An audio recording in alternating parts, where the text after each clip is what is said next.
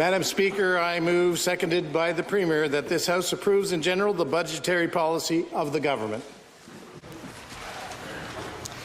The Minister of Finance has moved, seconded by the Premier, that this House approves in general the budgetary policy of the government. I would now like to ask the indulgence of our members. This is my first budget, and it's their first budget. And there will be a competition to beat the previous time to deliver the budget. Folks, are we ready? Go.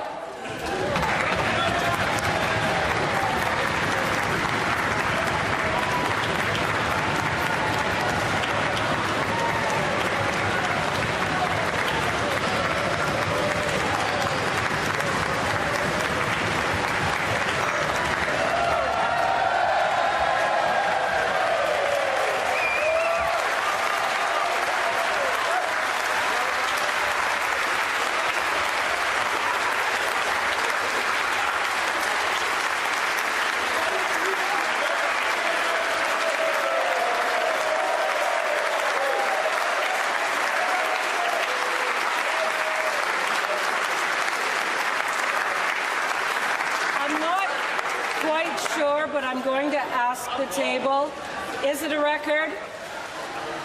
It's a record.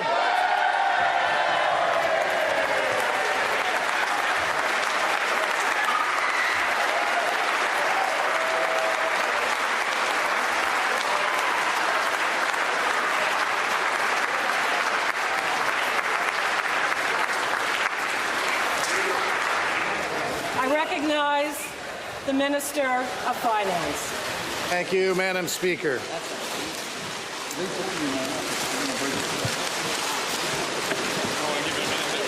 It's like Christmas in Toronto and Ontario. Everyone's got their budget. Well, thank you, Madam Speaker.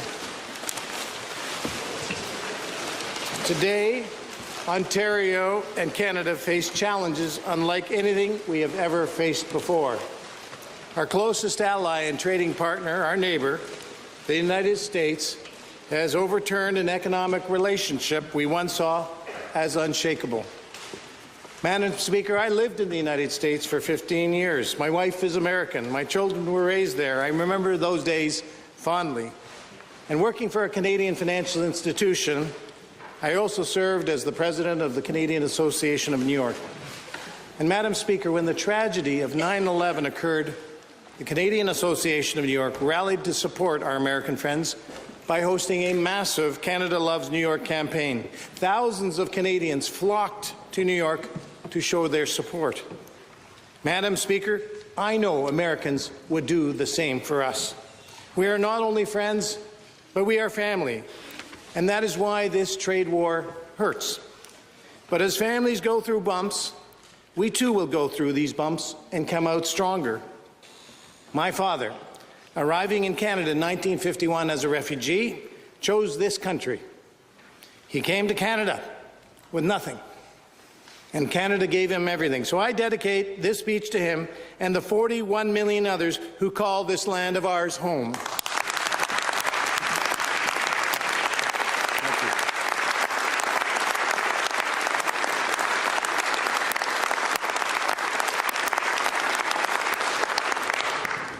Madam Speaker, I would like to also congratulate you for being the first woman Speaker of Ontario since Confederation.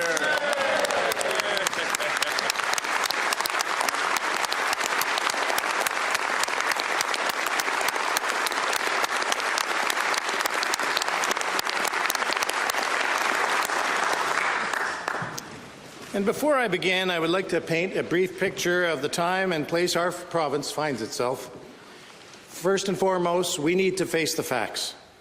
Ontario and all of Canada are at a precipice, and we need to take serious steps to make sure we do not find ourselves anywhere near the bottom. These tariffs, imposed by the United States, have been a wake-up call for Canadians. Ces tarifs imposés par les États-Unis ont été une These tariffs imposed by the United States have been a wake-up call for Canadians. Economy and as a nation. Un avertissement qui met en évidence les défis sous-jacents A wake-up call that highlights the underlying issues we face as an economy and as a nation. Fear of tariffs and uncertainty, mais ce n'est pas le moment de craindre les tarifs et l'incertitude. But now is not the time to fear the tariffs and uncertainty. Growth in our real GDP and growth in our wages with bigger paychecks.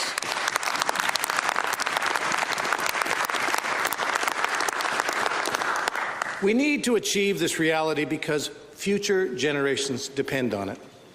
And we need to leverage every tool at our disposal to make that happen. Whether it is our competitive advantage in critical minerals, in energy, technology, talent, and our workers, or any other area, we will need to bolster our economy by investing in our powerful and promising industries, by building more, by building faster, and by protecting jobs and creators. And by doing so, we achieve long-term prosperity. After all, a strong economy provides the necessary revenues to invest in education, housing, and health care. And so the next question is, how? How will Ontario stand to face the challenges before us and deliver the economy that our future depends on? Madam Speaker, I come here before you today with a proposal, a plan. Au nom du Premier ministre Doug Ford et tout notre gouvernement. On behalf of the Premier and of all the Government of Ontario, today I would like to introduce the Budget 2025 plan in order to protect Ontario.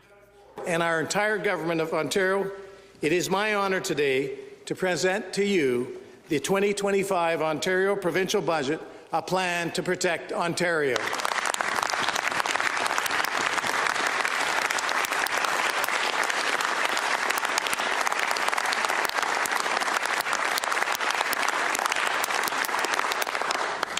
In my time as Ontario's Minister of Finance, I've had the honour of introducing 4 different provincial budgets and 4 fall economic statements. Successive budgets that since 2018 have helped create 1 million more jobs, grown our GDP to over $1.2 trillion, attracted new investments in key sectors, and have the most ambitious capital plan in our history with over $200 billion over the next 10 years.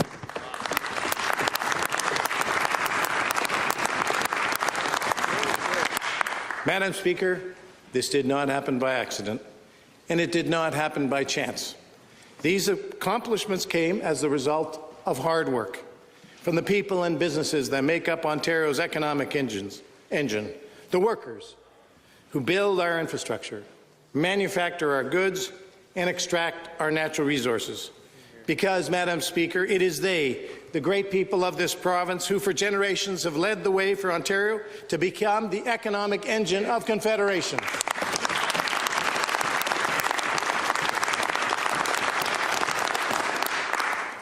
Madam Speaker, these sweeping tariffs have taken aim at our most critical industries, but make no mistake, Canadians have never been more united than we are right now.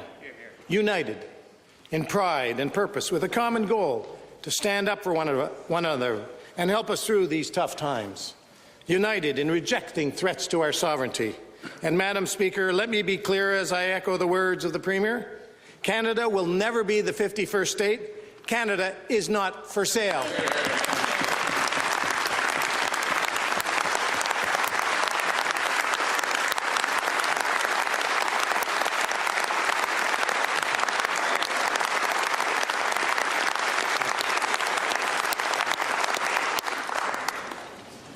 It is amazing to witness the burst of patriotism across our province and our great country. Our people and businesses are already out there supporting the local economy in every way they can, putting their money in Ontario-made and Canadian-made. And just like that, our government's plan to protect Ontario is designed to strengthen and support not only Ontario's economy, but Canada's economy as a whole by positioning us for long-term prosperity and growth. Ontario must make a decision that will not only shape the future of our province, but the future of all of Canada. Madam Speaker, if not now, when? As Ontario goes, Canada goes. Our leadership during this period of uncertainty demands that we get the big decisions right. And so, we are left with an important choice to make, a choice between the old economy and a new economy, a choice between an economy of uncertainty and vulnerability or an economy of growth, prosperity and resilience, a choice between the economy of yesterday and the economy of tomorrow, a future where Ontario enjoys free and unfettered trade with every province and territory, with nothing to stop us from building the most powerful nation and economy in our country's history.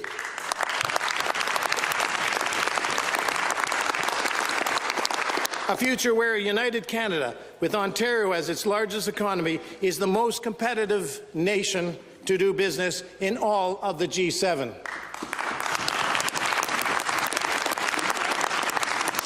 A future with clean nuclear energy and pipelines that power our economic engine and cement our place as a global energy superpower.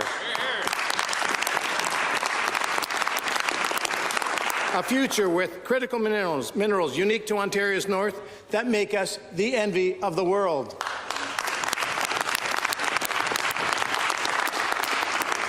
Madam Speaker, these are the economic drivers that will ultimately dictate whether a nation is in or out, who holds the cards, and who the major players are.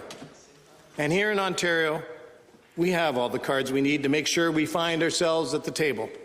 The natural resources, the talent, the ingenuity. Ontario has everything we need to seize our place in the world as an economic powerhouse that will span generations. Ontario must embrace this newfound opportunity to embark on nation-building projects that will kickstart the next economic age, like the critical mining projects in the Ring of Fire, building nuclear energy generation, including the first modular reactors in the G7 right here in Ontario.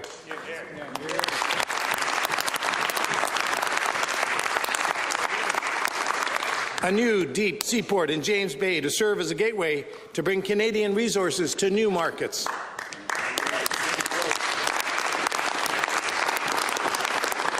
Tunneling the 401 to ease congestion as the busiest highway in North America. And building GO 2.0, the next generation of GO passenger train service in the Greater Golden Horseshoe. Our government was re-elected with a strong mandate from the people of Ontario to protect the economy and jobs. And we expect the federal government to come along with us. We will continue to use every tool in our toolkit, not only to defend the jobs and industries of this province, but to guide us through one of the greatest economic challenges this province has seen in a generation. As John F. Kennedy once said about big, bold ideas, we choose to go to the moon in this decade and do the other things not because they are easy, but because they are hard. Madam Speaker, if not now, when? Now is not the time to ease up. Now is the time to be bold. Now is the time to do hard things.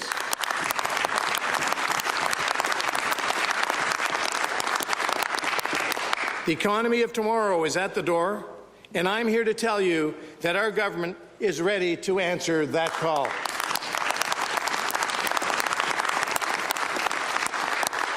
First and foremost, Madam Speaker, is the work our government must do to defend our economy from the immediate impacts of tariffs.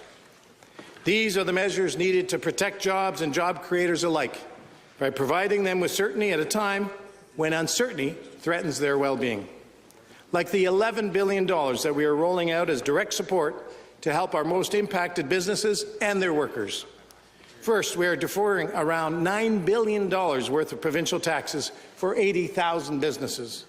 This is providing a tremendous amount of liquidity and financing relief for our businesses, and it will give them certainty where there is uncertainty. Then secondly, there is a new $2 billion rebate through the WSIB that has flowed directly to safe employers to help keep workers on the job.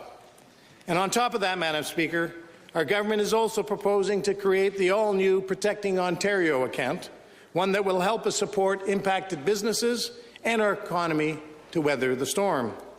But we are going to need the federal government to step up and do their part as well.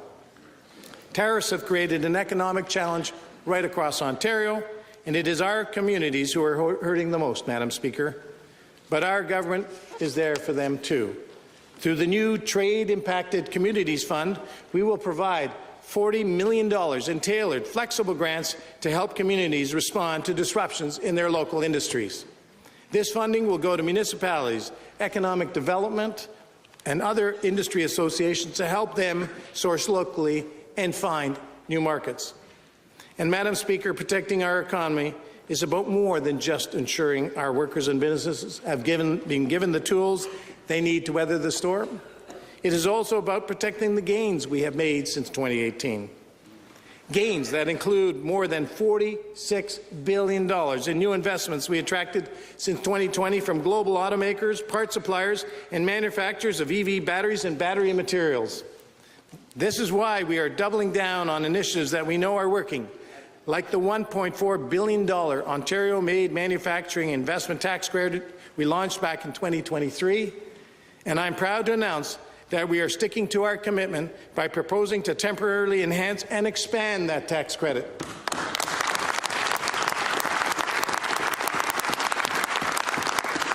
If approved, this would increase the rate of support to 15% and make even more manufacturers eligible, including public corporations operating in Ontario.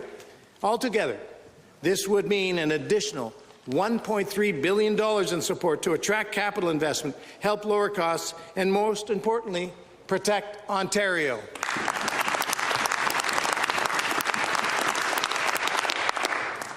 Madam Speaker, in thinking about our economy and the work needed to safeguard it, we must not only look to the past and progress thus far, we must also account for the growth we all want to see tomorrow. Make concerted efforts to foster a growing, innovative, and a strong future economy. And that is why, as part of our efforts to stimulate entrepreneurship and economic growth for our young Ontario companies, our government, through Venture Ontario, is providing an additional $90 million in venture capital funding to strengthen competitiveness at the earliest stages of growth.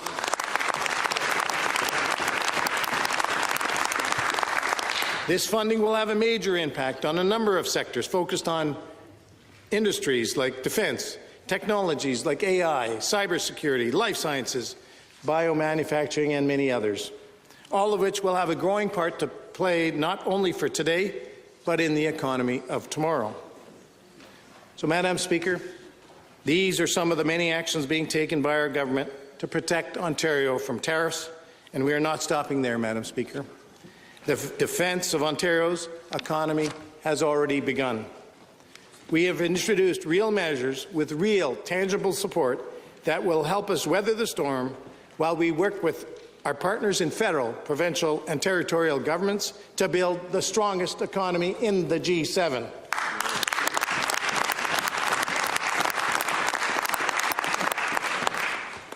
And make no mistake, Madam Speaker, our colleagues in Ottawa, the provinces and the territories are just as determined as we are to propel Canada towards the economy of tomorrow. For months now, we have been in close collaboration with our counterparts as a united Team Canada to develop our joint response to this increasingly unpredictable situation. And as Chair of the Council of the Federation, Premier Ford, or Captain Canada, as I like to call him and many others do as well,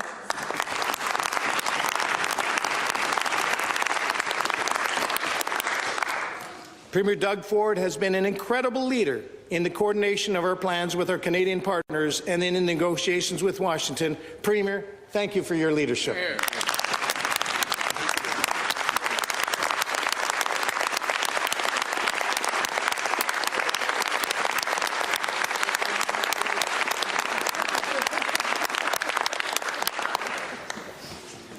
And I myself, as Chair of the Provincial and Territorial Finance Ministers, have had the privilege of working with my counterparts to build provincial and national solutions. Cooperation is key, Madam Speaker, but as a leader amongst the provinces, Ontario has a responsibility to set the tone for the rest of the nation.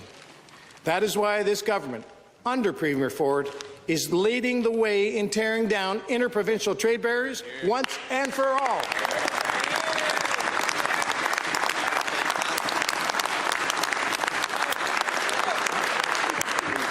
We have taken steps to become the first province in Canada to remove all barriers under the Canadian Free Trade Agreement, with no exceptions. These measures have the potential to boost the nation's GDP by $200 billion. And, Madam Speaker, when all of Canada wins, Ontario wins.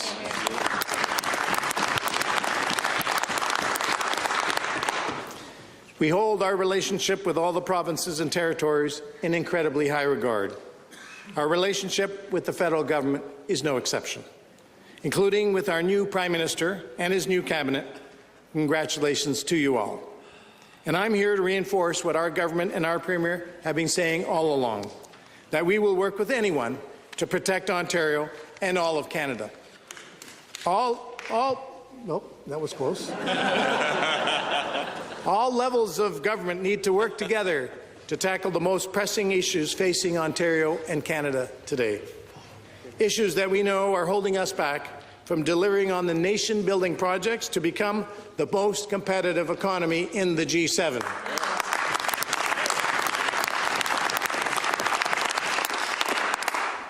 Our government is ambitious, Madam Speaker. What we have in store for Ontario's economic future is nothing short of revolutionary.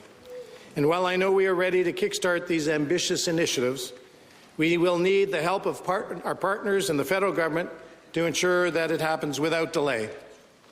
Our government made a commitment to the people of Ontario that we would spare no expense to protect jobs, businesses and families.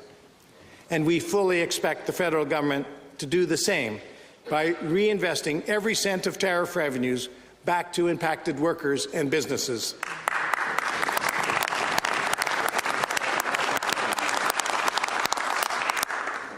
And just as importantly, we're going to need to work closely with our federal counterparts to deliver on nation-building projects, such as reactors, seaports, railroads, pipelines and refineries. But historically, Madam Speaker, this has taken time. So much time that, in fact, that in 2020, Canada ranked 188th out of 208 economies in the number of days businesses spent dealing with construction permits for new projects. But it doesn't have to be that way. With the right mindset and the right team, we can fast-track permitting to get nation building. That can be Team Canada, Madam Speaker, and that partner can be the federal government. It is reassuring to hear that the federal government has already made commitments to defer to the provinces on issues like environmental assessments by July 1st. And, Madam Speaker, we will be holding them to account.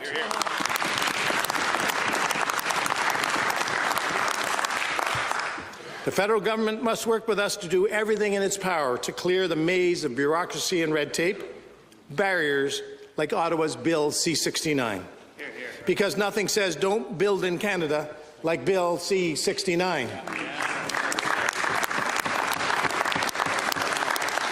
That is why we continue to call on Ottawa to put an end to this legislation and to work with us.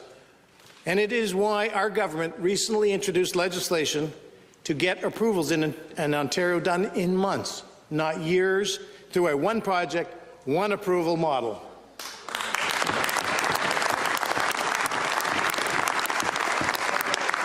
This would cut review timelines, uphold robust environmental standards, and help us get nation-building projects going.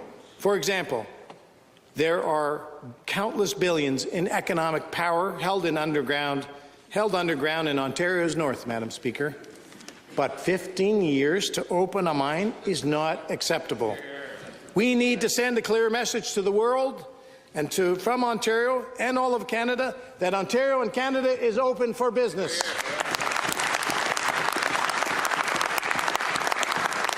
And it all starts by approving projects like the unlocking of the Ring of Fire. That is why I'm pleased to announce that as part of our government's plan to protect Ontario, we are proposing the creation of the all-new $500 million Critical Minerals Processing Fund.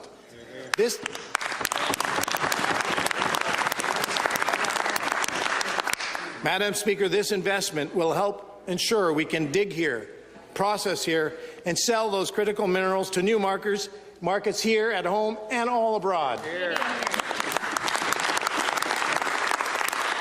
But we're going to need an all-hands-on-deck to help to unleash the economic potential of these critical minerals, and we will work alongside Indigenous partners in the North to do it. It is important that we use this opportunity to deliver unprecedented economic development in Northern Ontario. That is why we are working to create partnerships with First Nations that offer economic opportunities and that will span generations, bringing prosperity to the North, and we will do this through our new $3 billion Indigenous Opportunities Financing Program.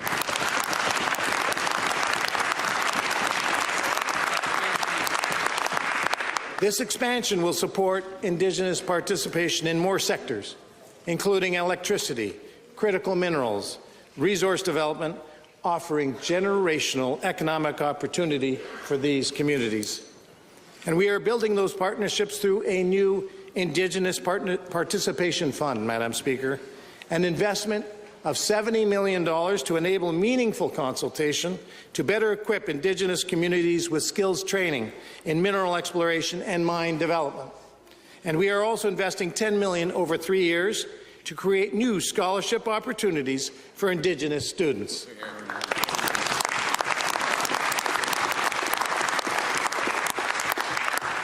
Speaker, we must leverage every resource and every partner so that we can attract even greater investments, strengthen our supply chains, and support critical job growth in the North, and, of course, fuel the economy of tomorrow. We will continue to work closely with the new federal government to make these timelines a thing of the past and invest more now. We need to prioritize these bold approaches. We need to think in the big picture, in the long term. Madam Speaker, it is time for bold action, from interprovincial trade to mining to energy, Madam Speaker. Our energy needs demand that we take careful and calculated approaches in order to launch us into the economy of tomorrow. And let me tell you, the economy of tomorrow is hungry for energy. Electricity demand in the province alone is expected to grow by 75% in the next 25 years. And we are making excellent progress, including upgrading our nuclear generating stations in Pickering, Darlington, and the Bruce Peninsula. But, Madam Speaker, we are doing more. As a matter of fact, just last week, our government announced construction approval of the first of 4 small modular reactors at the Darlington nuclear site, making the first of their kind in the G7.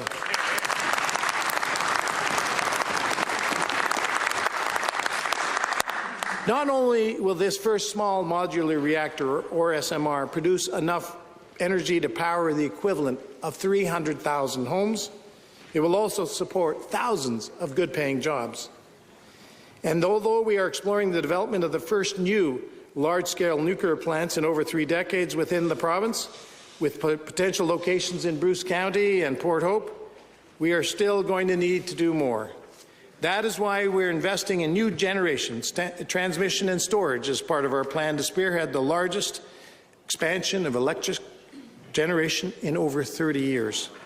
Ontario's plan to power our economic growth proves once and for all you can grow the economy, you can create jobs, you can lower costs, all the while transforming Ontario into an energy superpower.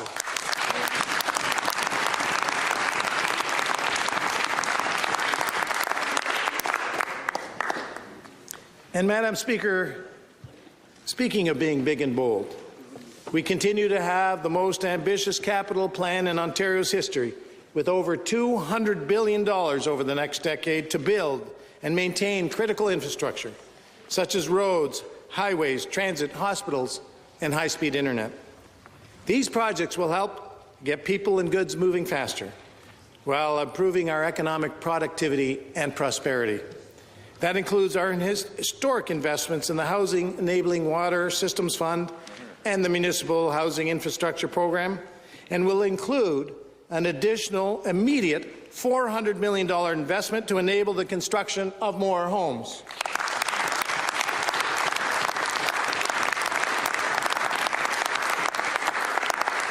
To get more built faster than otherwise would not get built, we are proposing $5 billion in additional funding through the Building Ontario Fund.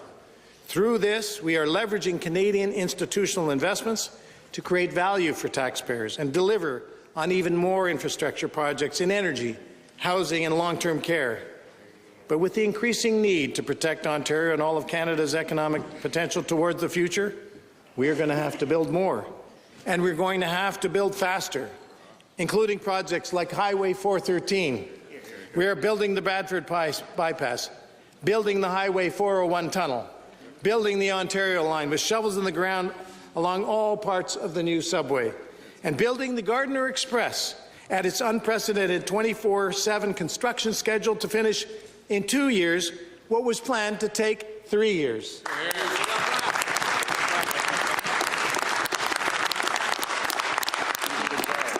We are also working to deliver on the Hazel-McCallion LRT, and we're making it easier and faster for people to get where they need to go by expanding and building better GO train and bus service. Madam Speaker, from cranes to cement trucks, Ontario is building the most energetic and vibrant economy in the G7.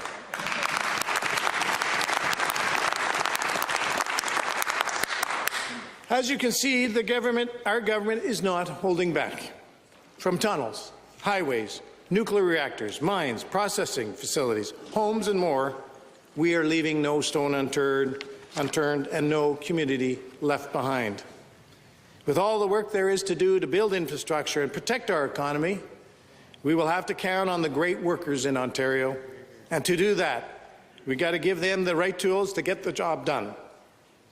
Tools that will help them find good-paying jobs in the face of economic uncertainty, not only by continuing to deliver relief for businesses and workers, but by doubling down on strategies we know have maximum impact.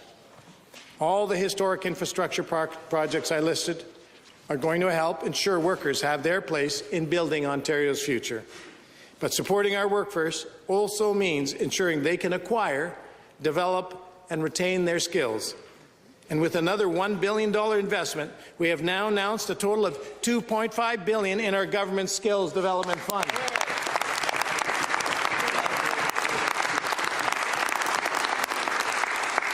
Madam Speaker, almost 1 million workers have been trained and reskilled for in-demand jobs to date. And it means even more workers can gain valuable skills and experience to help retain the jobs and salaries that they and their families depend on. And what are families if not the lifeblood of our communities, the beating heart of every home, in every town and city in Ontario? But with everything going on in the world right now, families are anxious about making ends meet, anxious about their jobs, anxious about their savings. We get it, Madam Speaker. We have done a lot since 2018, never raising a tax for Ontario people and businesses, and under Premier Ford, we are taking the leadership one step further. Madam Speaker, I'm proud to affirm that, starting with the current provincial gas tax cut that would have ended in June, we propose to make it permanent.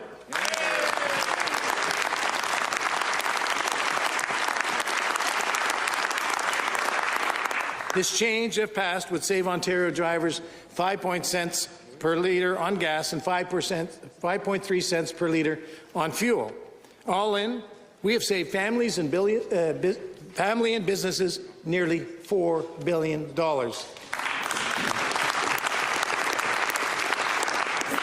But wait, Madam Speaker, there's more. Because we are also proposing that starting June 1st, 2025, our government can help save Ontarians even more time and money by removing all the tolls on Highway 407 East.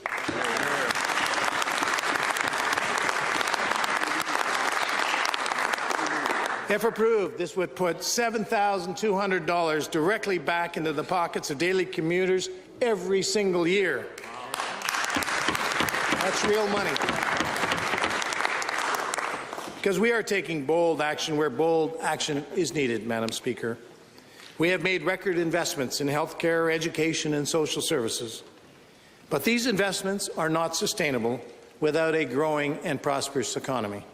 And it is why we have focused so hard on retaining a prudent fiscal plan that secures long-term stability for lifelong success. Ontario received 2 credit rating upgrades last year alone, and we are spending a lower share of our revenues on interest costs than we have since the 1980s. We have some of the lowest borrowing costs of any Canadian province, and we are seeing our debt-to-GDP ratio, which is an excellent way to measure an economy's fiscal health, near the lowest levels in 15 years.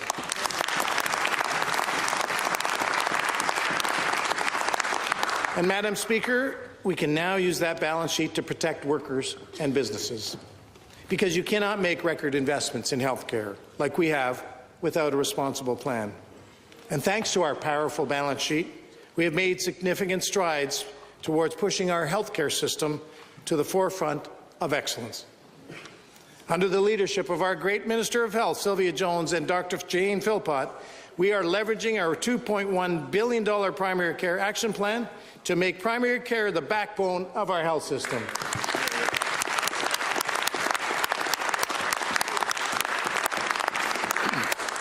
Madam Speaker, Ontario is leading the nation in health care once more by becoming the first Canadian jurisdiction to establish a framework that connects every willing person to a family doctor within 4 years, no matter where they live in Ontario. We are creating and expanding over 305 primary care teams, including more than $235 million this year alone for 80 additional teams and to connect 300,000 more people. We are also delivering on the construction of new hospital infrastructure, like the Campbellford Memorial Hospital and the Aurelia Soldiers Memorial Hospital, to serve our growing communities.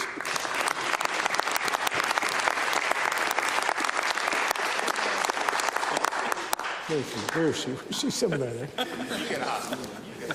And we're creating new opportunities to hire more healthcare professionals across Ontario through our government's Learn and Stay grant. This will enable us to grow the number of nurses, paramedics, primary care practitioners, med lab technologists across the province by paying for their school and supplies in exchange for time delivering care in our communities. And since 2018, our government has registered nearly 100,000 nurses and over 15,000 doctors.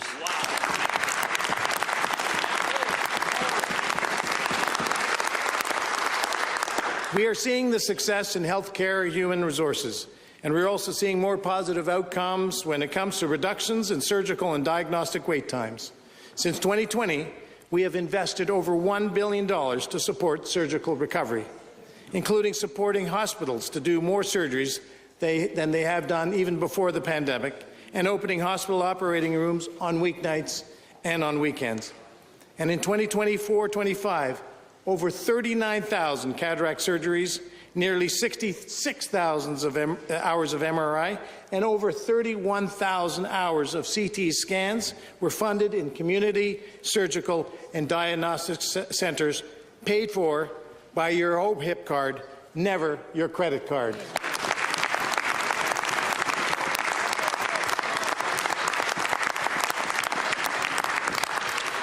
Ontario has some of the lowest, if not the lowest, surgical wait times in Canada. But, Madam Speaker, we can do more. That is why we're investing up to $280 million to expand community surgical and diagnostic centres, to continue making it easier and faster for people to connect to publicly funded surgeries and procedures. And because you cannot build this healthy economy without a healthy population, we are going to get them back out on their feet in the community.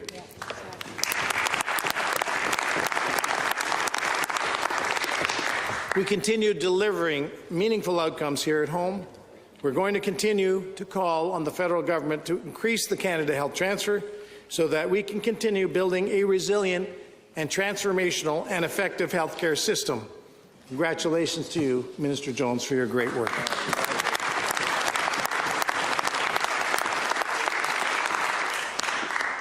Madam Speaker, working to protect communities is at the heart of this budget.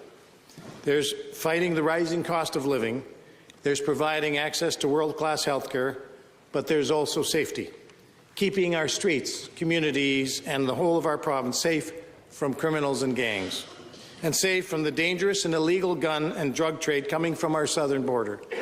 Our brave officers and Border Patrol agents are out every single day working to protect our communities and keep families safe. I want to thank each and every one of them for their service.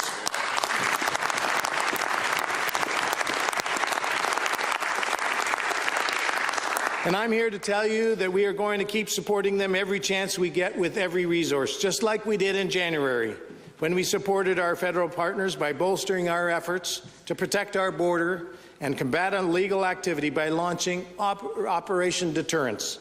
We know these measures are working, and working well. So we will continue investing in the strategies we know are making a difference. That is why our government will also be bolstering the security of our borders by expanding our Joint Air Support Unit with 2 new police helicopters.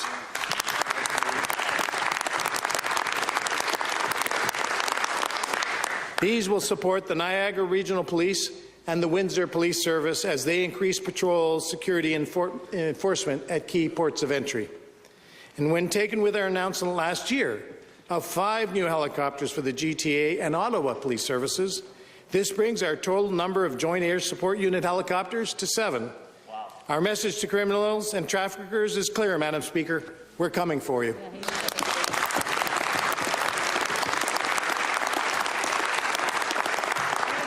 In conclusion, Madam Speaker, there is no sugarcoating the situation we find ourselves in. Ontario and Canada are facing one of the single greatest economic challenges in modern history. Plain and simple, tariffs threaten to slow down what we have achieved to date in our mission to build our economy and make life more affordable for Ontarians. We must act with strength, prudence, and determination to protect our economic strength, to protect our jobs, to protect our industries, and even our sovereignty. But even in the face of a challenge of this magnitude, I'm here to tell you there is hope. Hope for prosperity, hope for a safer community, hope for a future where not only are we less reliant on the United States and more reliant on ourselves, a future where Canada and Ontario find themselves at the epicenter of a new economic age. Every moment in our history has brought us to this point, an economic age where control over our destiny and our success is dictated by us.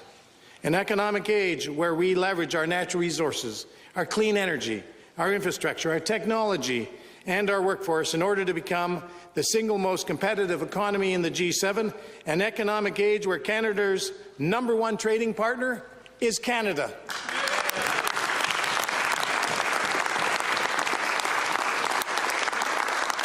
And where free trade among the provinces and territories is just that, free.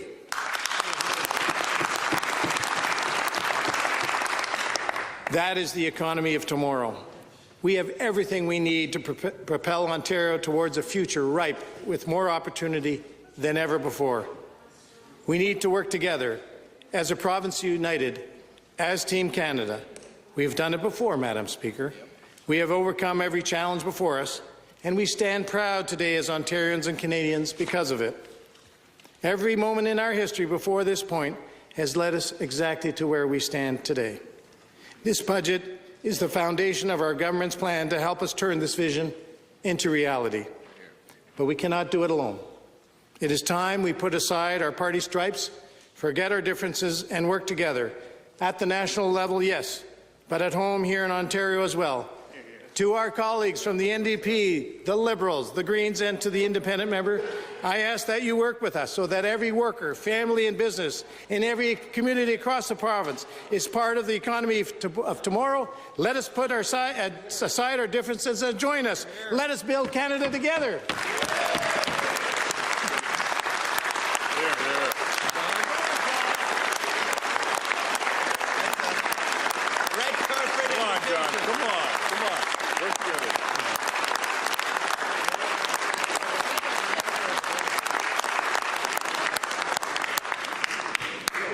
Madam Speaker, we are here, armed with an ambitious, bold and targeted plan that will make the investments necessary for our well-being today, as well as the well-being of future generations. Armé d'un plan ambitieux.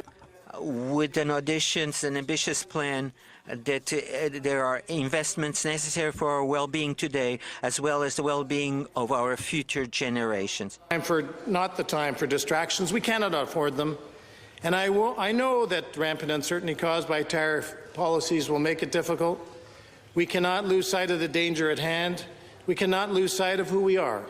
The times demand that we are ready for anything. And make no mistake, Madam Speaker, Ontario is ready. We have a vision. We have a mandate. We have a plan. We have the people. And together, we will build a stronger Ontario. We will build a stronger, sovereign, and prosperous Canada. Thank you, and may God bless the people of Ontario.